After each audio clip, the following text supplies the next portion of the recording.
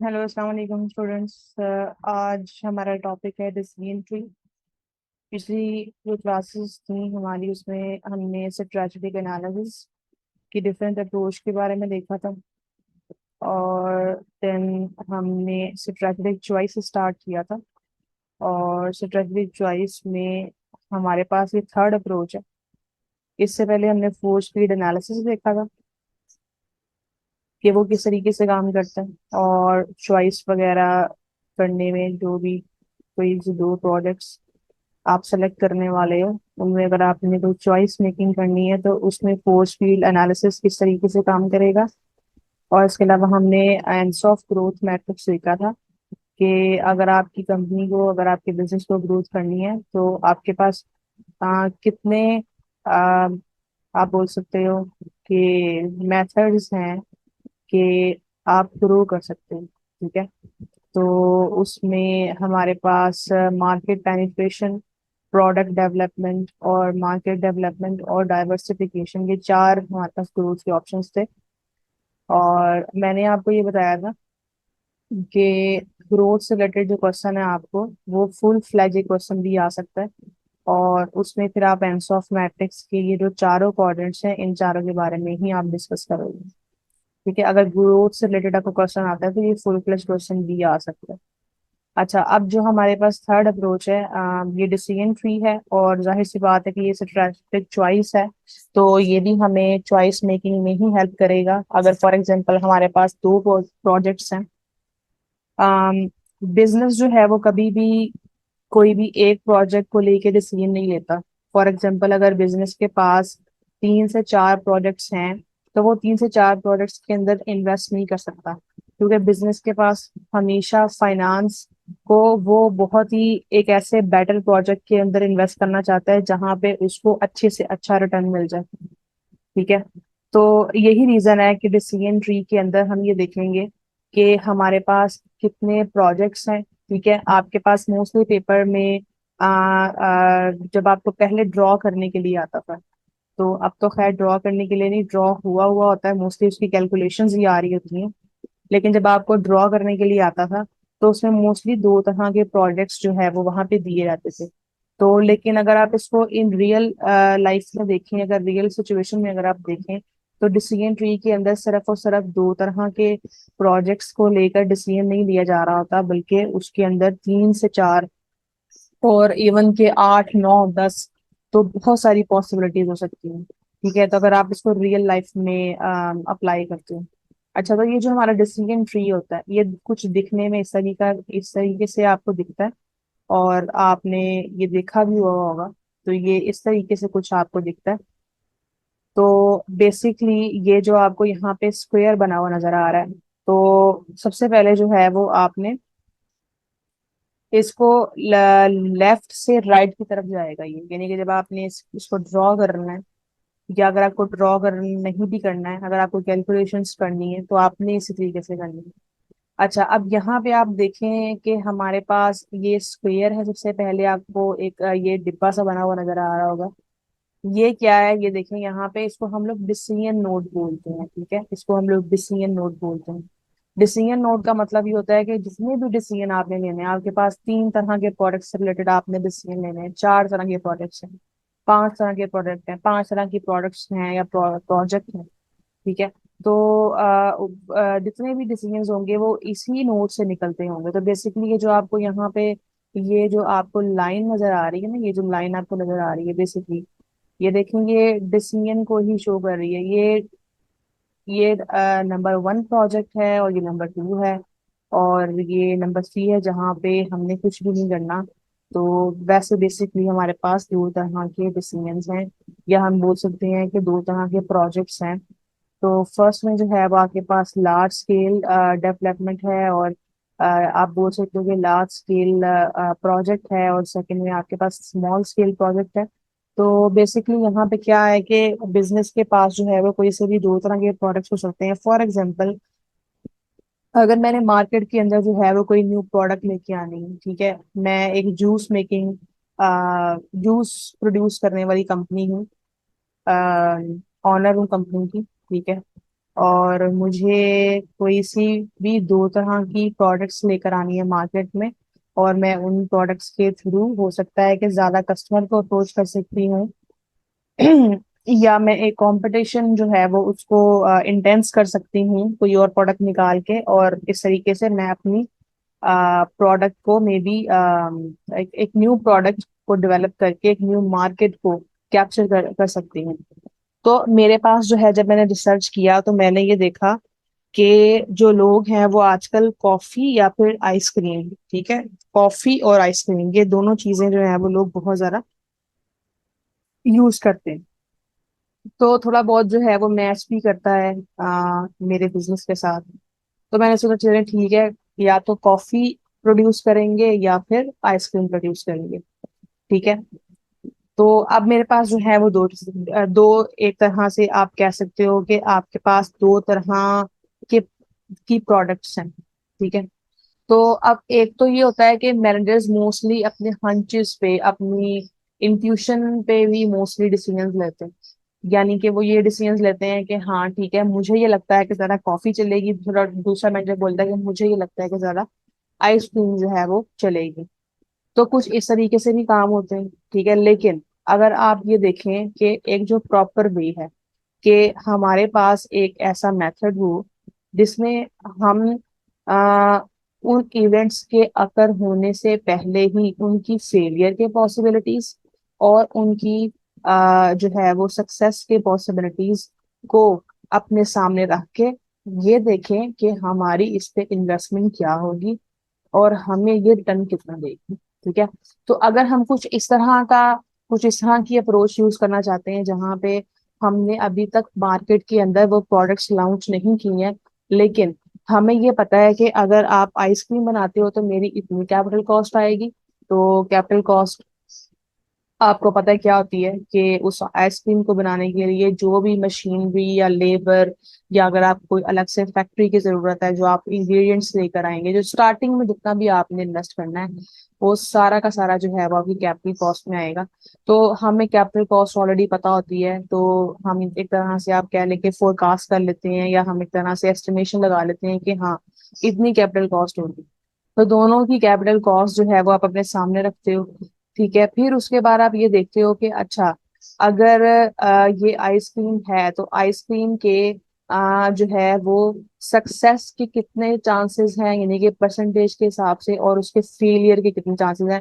यानी कि अगर ये बहुत ज्यादा डिमांड में होती है तो तब ये आपकी कितनी सेल्स करवा रही होगी और कितना रिटर्न दे रही होगी। और अगर ये बहुत ज्यादा कम डिमांड में होती है, जैसे कॉफी है, तो कॉफी का क्या है कि वो समर सीजन में बहुत ज्यादा कम सेल होती है, लेकिन वो जो है वो विंटर सीजन में बहुत ज्यादा सेल हो रही होती है, लेकिन समर में वो बहुत कम सेल होती। और आइसक्रीम जो है वो भी इस तरीके से है कि वो समर में बहुत ज्यादा सेल होगी और वो सर्दियों में जो है वो उसकी थोड़ी सी सेल कम हो जाती है। तो यानी कि इस तरह हर प्रोडक्ट की हम एक खुद से जो है पॉसिबिलिटी देख लेते हैं, उनको एक परसेंटेज दे देते हैं कि अच्छा अगर ये कम डिमांड में होगी तो उसकी परसेंटेज इसकी जो कम डिमांड है उसके जो चांसेस हैं वो 40% हैं, या फिर वो 60% हैं। और अगर वो ज्यादा डिमांड में होती है तो उसके चांसेस जो है वो 60% हैं या फिर 50% हैं। तो ये सब चीजें इमेजिनरी ही हैं, इसमें कोई ऐसी सच्चाई नहीं है, हो सकता है वो उसके उल्ट भी हो। तो लेकिन इस तरीके से हम लोग काम करते हैं, और इस तरीके से दोनों को ही हम दोनों की प्रोडक्ट की पॉसिबिलिटीज, फेलियर की भी और सक्सेस की भी, खुद से ही एक परसेंटेज सेट करके, और जो भी उनका रिटर्न हमें मिलने वाला है फॉर एग्जांपल, तो वो भी हम खुद से ही उसको एस्टिमेशन उसकी करते हैं। और बाद में हम ये देखते हैं कि इन दोनों प्रोडक्ट में से ज्यादा बेस्ट रिटर्न कहाँ से मिल रहा है। अच्छा, तो ये जो है, ये आपको जो स्क्वायर नजर आ रहा है ना, ये आपका डिसीजन नोड है। ठीक है। और ये जो आपको गोल सा एक नजर आ रहा होगा, ये आपको यहाँ पे भी नजर आ रहा है। ठीक है, यहाँ पे भी नजर आ रहा है, यानी कि ये जो दो तरह की चॉइसेस है ना आपके पास, ये दोनों में ही आपको ये गोल सा नजर आ रहा है। बेसिकली ये जो आपको सर्कल नजर आ रहा है इसको हम लोग प्रोबेबिलिटी नोड बोलते हैं। प्रोबेबिलिटी नोड का मतलब ये होता है कि ये आपके पास दो प्रोबेबिलिटीज हैं, हाई रिटर्न और लो रिटर्न की। कि अगर हाई रिटर्न होता है तो उसके कितने चांसेस, 0.4, इट मीन के 40%। ठीक है। और लो रिटर्न मिलता है अगर आपको, यानी कि प्रोडक्ट जो है वो सम हो सकता है ज्यादा ना चले, या हो सकता है कि वो स्टार्टिंग में उसकी बहुत ज्यादा हाई डिमांड हो, बाद में उसकी लो डिमांड हो जाए। तो उसके उन्होंने बोले हैं कि 0.6 यानी कि 60% चांसेस है। ठीक है, और रिटर्न जो है वो आपको अगर हाई रिटर्न मिलेगा तो वो आपको 2400, सॉरी 2500 का मिलेगा। और अगर आपको लो रिटर्न मिलेगा उसका तो वो आपको 800 का मिलेगा। ठीक है, तो ये रिटर्न है, दोनों चांसेस, दोनों पॉसिबिलिटीज में हमें मिलेंगे। ठीक है, अगर हाई सेल्स होती हैं तो 2400।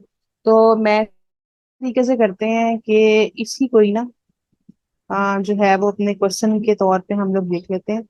अच्छा, तो सबसे पहले जो है वो हमारे पास दो तरह के ऑप्शंस हैं कि हमने आइसक्रीम या फिर कॉफी। तो ये हमारे पास दो आइडियाज हैं और हमने इन्हीं दो आइडियाज के ऊपर काम करना है। ठीक है, और हम लोग चाहते हैं कि इन दोनों में से किसी एक चीज के बारे में हमें कंफर्म हो जाए और हम जो है वो डिसीजन ले सकें कि कौन सी जो प्रोडक्ट है वो बेस्ट रहेगी अपनी मॉनेटरी वैल्यू के हिसाब से। ठीक है, चलें। ये जो है वो आपका नोड, नोट बेसिकली क्या है, ये नोड, ये प्रोबेबिलिटी है।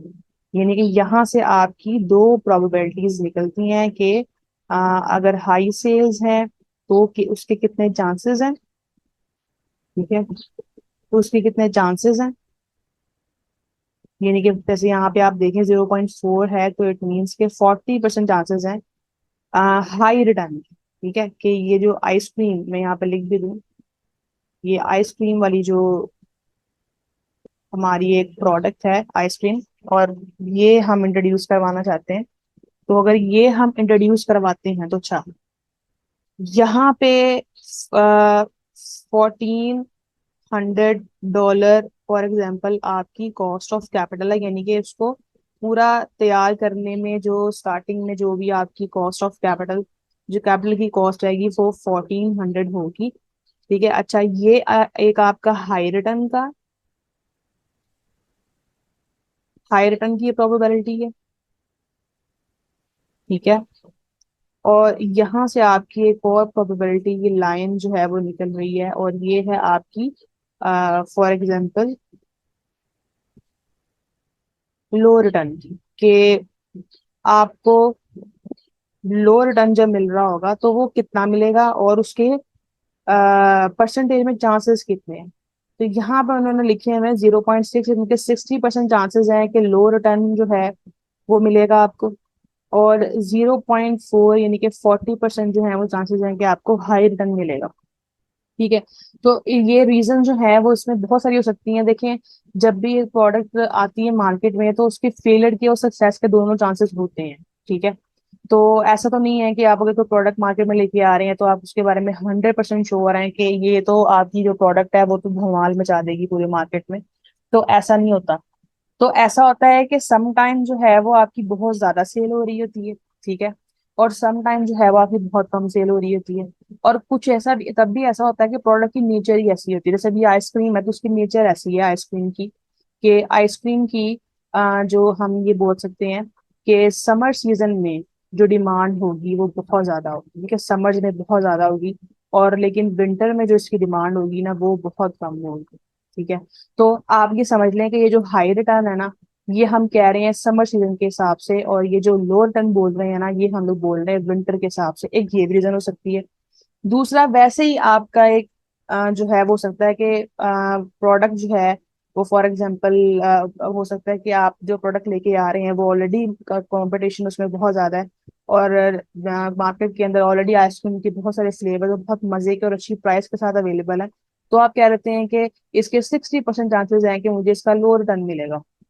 ठीक है, तो आप उसको हाई रिटर्न को 40% को कम चांस दे रहे हो, और 60% जो है वो आप लो रिटर्न को चांस दे रहे हो, सॉरी लो रिटर्न को आप की एक प्रोबेबिलिटी है इसको आप 60% बोल रहे हैं कि 60% जो है वो आपके पास एक प्रोबेबिलिटी है कि आपको लो रिटर्न मिलेगा। तो आपके पास दो प्रोबेबिलिटीज होंगी, किसी भी प्रोडक्ट के लिए दो प्रोबेबिलिटीज होती हैं। वो हाई रिटर्न भी मिल सकता है, कम भी मिल सकता है।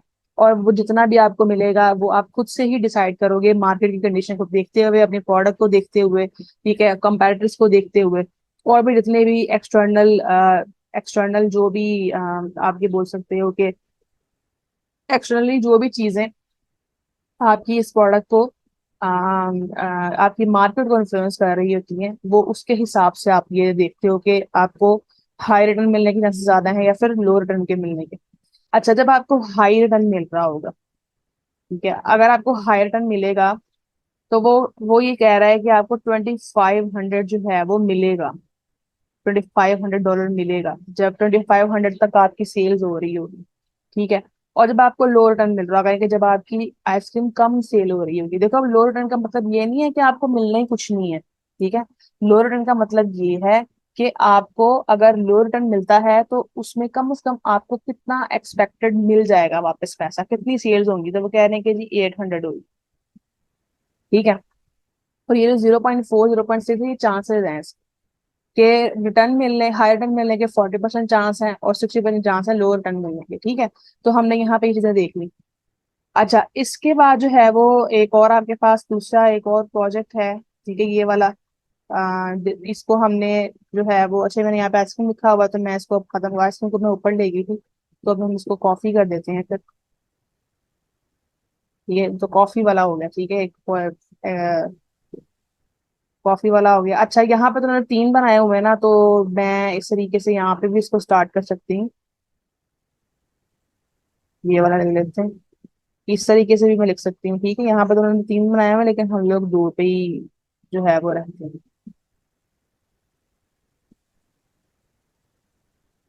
अच्छा, ये है जी आपकी कॉफी।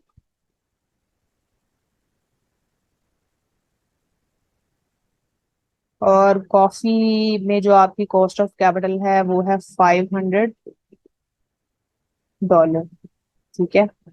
और ये आपका प्रोबेबिलिटी वाला नोट हो गया कि आपके पास प्रोबेबिलिटीज कितनी है हाई रिटर्न की और लो रिटर्न की।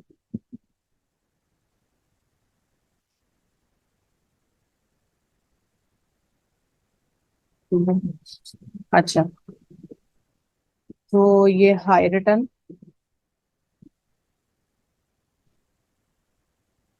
और ये लो रिटर्न।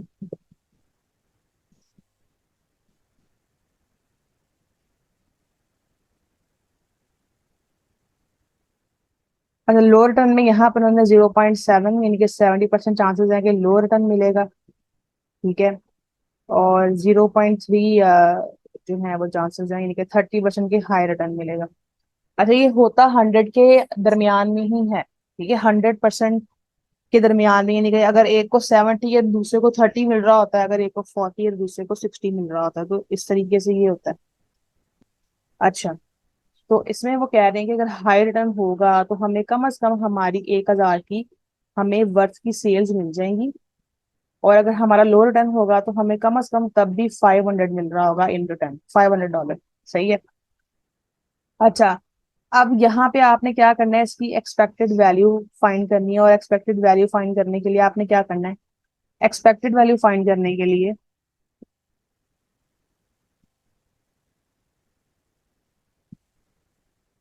आपने हाई रिटर्न में 2500 मल्टीप्लाई 0.4 के साथ करना है और 800 मल्टीप्लाई 0.6 के साथ। तो ये आपके पास एक्सपेक्टेड रिटर्न आ जाएगा इसका, कि अगर 800 मिल रहा है तो उसको 0.6 के हिसाब से उसकी एक्सपेक्टेड रिटर्न क्या होगा, और 2500 का 40% के हिसाब से एक्सपेक्टेड रिटर्न क्या होगा। ठीक है, एक्सपेक्टेड रिटर्न आप एक्सपेक्टेड मॉनेटरी वैल्यू, तो ये चीज ये इसके लिए बेसिकली यूज होता है। अच्छा, तो यहाँ पे ऑलरेडी ऊपर कैलकुलेशन की हुई है, तो वैसे मैंने ये वाला आपको करवाना तो नहीं था, बस ये मैंने एक एग्जांपल के लिए ही यहाँ पे एक पिक्चर जो है वो पेश की थी। चलें, लेकिन अब ऐसा ये नहीं कि हो गया है कि चलें ऑटोमेटिकली अब ये क्वेश्चन स्टार्ट कर दिया तो अच्छी बात है। तो ये 1000 जो है वो आपको एक्सपेक्टेड मॉनेटरी वैल्यू जो है वो 1000 इसकी है, और एक्सपेक्टेड रिटर्न 1000 इसका है, और 480 इसका। तो अब आपने क्या करना है, दोनों को ऐड करना है। ये एक्सपेक्टेड रिटर्न दोनों को आपने ऐड करना। ठीक है, ये इसकी एक्सपेक्टेड वैल्यूज जो है वो आपके पास आ गई। तो ये 1004 1480, ये आपका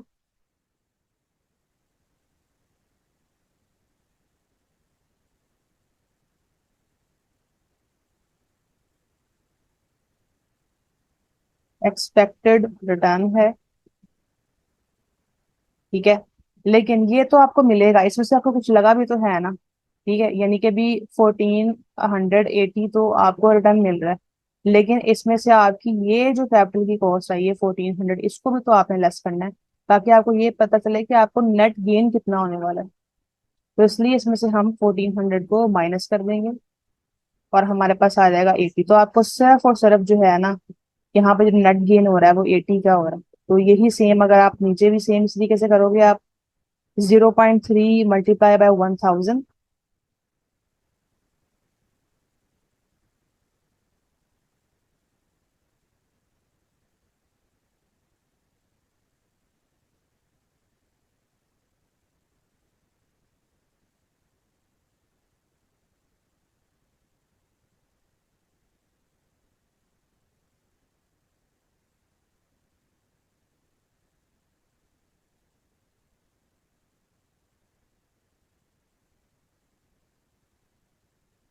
0.7 मल्टीप्लाई बाय 500,